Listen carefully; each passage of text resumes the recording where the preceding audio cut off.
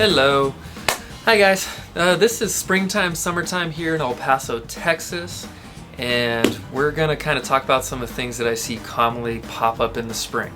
So one advantage to El Paso being a desert is it's less green. That's not quite the advantage, but with less green you have less bugs, less parasites, external parasites, aka fleas, ticks, mosquitoes, depending on where you live in town, and other things of that nature.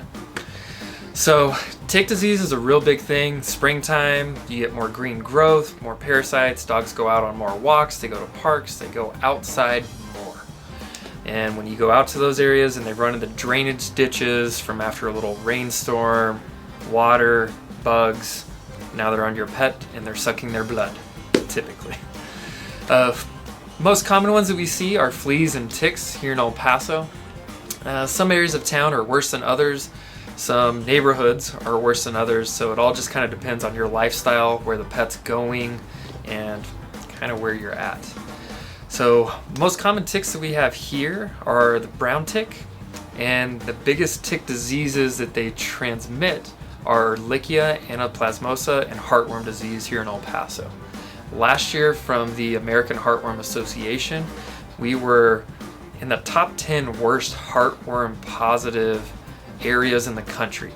I do not really understand that, because Austin is much greener than us, Louisiana, Alabama, Florida, all those areas, but that's what the article said, and that blew my mind, because that's never made sense to me, and that's not what we've typically seen over just years in the veterinary profession in El Paso. But last year we were in the top 10 for heartworm disease in the country. Typically our years aren't quite that bad, even though they're not as bad as other states and other areas in the country. We do still see the problem. There are not always clinical signs associated with it, and sometimes they can be walking, and if they throw a clot from the heart secondary to the heartworms, depending on where that clot goes, aka to the brain of the heart, they can actually fall over dead. Not all of them are quite that severe. Some, they'll be more mild, they'll go to lungs, they'll go to limbs, they'll get lame, they'll pass out, they might even have a seizure.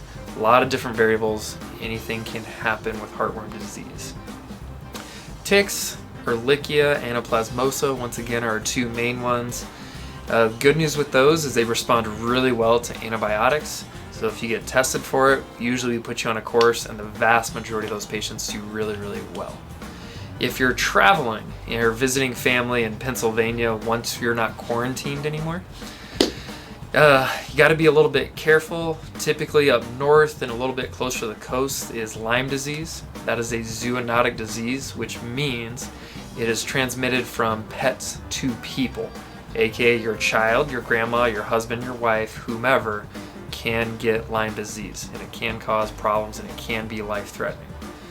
So watch out for that. Be careful if you're traveling to other parts of the country. Let your veterinarian know, that way they're aware and they need to look for different diseases that are geographical. In today's society, pets travel all over the world, not just the country, but the world.